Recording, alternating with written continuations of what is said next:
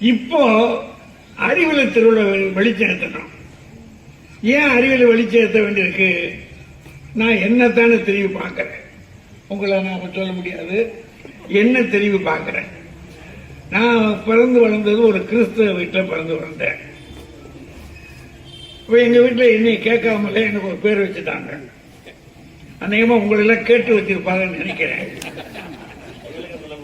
அப்படின்னா நம்மளை கேட்கல, பேர் வைக்கல.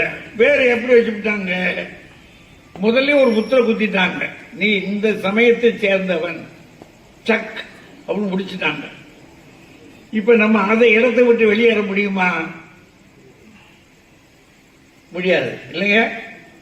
நமக்கு ஏற்கனவே ஒரு வலை பின்னியாச்சு, நம்ம காலில் பூரா சுத்தி வலை பின்னியாச்சு. எனக்கும் அதே மாதிரிதான் வலை பின்னிட்டாங்க எங்க வீட்டில். ஆனா நான் ஹைஸ்கூல்ல படிக்க ஆரம்பிக்கும் போது தேவாரம், திருவாசகம் அதுகள்லாம் நிறைய படிக்க ஆரம்பிச்சோம். தமிழ் ஆசிரியர்கள் நல்லா சொல்லிக் கொடுத்தாங்க. தேவாரம், திருவாசகம் படித்த உடனே அவங்க ரொம்ப உற்சாகமா சொல்லிக் கொடுத்தாங்க. அப்ப